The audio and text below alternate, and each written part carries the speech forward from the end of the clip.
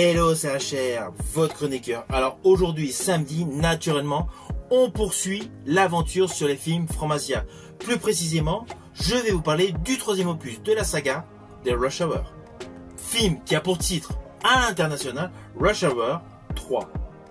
Avant de vous en parler, n'oubliez pas, si vous n'êtes pas abonné, pensez à le faire, pensez à la petite cloche pour les notifs, surtout pensez à me mettre en commentaire tout simplement quel est votre opus préféré de cette trilogie portée par Chris Tucker et Jackie Chan. Let's go!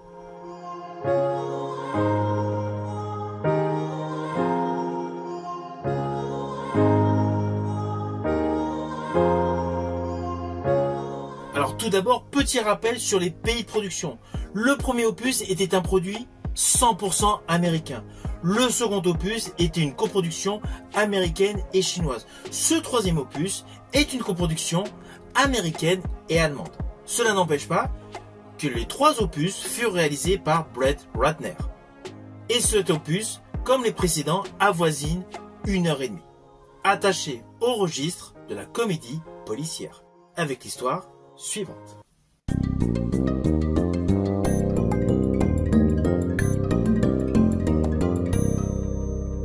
Alors ce film initialement est sorti 6 ans après l'opus 2, mais l'histoire se déroule officiellement 3 ans après.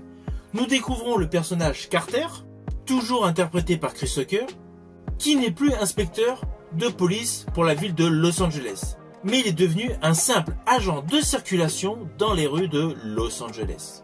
Parallèlement, l'inspecteur Lee, toujours interprété par Jackie Chan, est quant à lui devenu garde du corps de son ami ambassadeur Han. Cependant, il y a toujours petite rivalité entre Lee et Carter concernant la balle qu'avait reçue la petite amie de Lee lors de leurs précédentes aventures. Par la suite, le consul Han que protège Lee est victime d'un attentat durant une concertation sur les triades dans le monde. Tout en déjouant un second attentat contre le consul, Lee et Carter découvrent que la source à tous ces problèmes est tout simplement à Paris.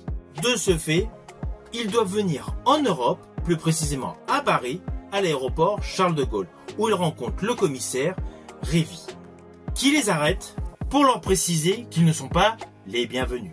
Alors naturellement, je n'irai pas plus loin sur les lignes scénaristiques de ce film, mais sachez que sur la globalité de l'histoire, en fait, le duo de flics va devoir faire équipe pour démanteler un réseau criminel international.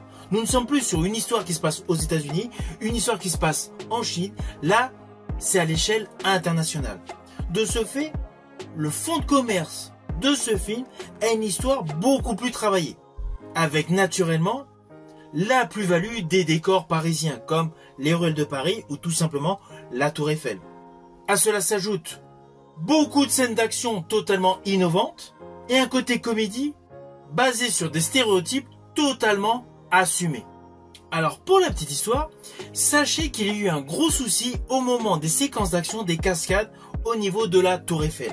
C'était extrêmement difficile pour la prod d'acquérir les autorisations. Cela fait perdre pas mal de temps à la réalisation de ce film. In fine, avec beaucoup de démarches, les autorisations ont été accordées. Et comme à son habitude, l'acteur Jackie Chan a effectué lui-même ses cascades. Pour l'occasion, il a été suspendu à plus de 300 mètres du sol dans le vide. C'était pour la petite histoire. Alors au final, naturellement, c'est un film que je vous invite à découvrir. Il est disponible en support physique via DVD ou Blu-ray et également en vidéo à la demande et sur YouTube. Alors on va pas se mentir, sur sa globalité, le film peut avoir un petit côté un peu simpliste où il y a quelques gags du 1 et du 2 qui sont repris. Mais perso, dans mon classement préféré de ce film, enfin de cette trilogie de films, je placerai cet opus en deuxième position.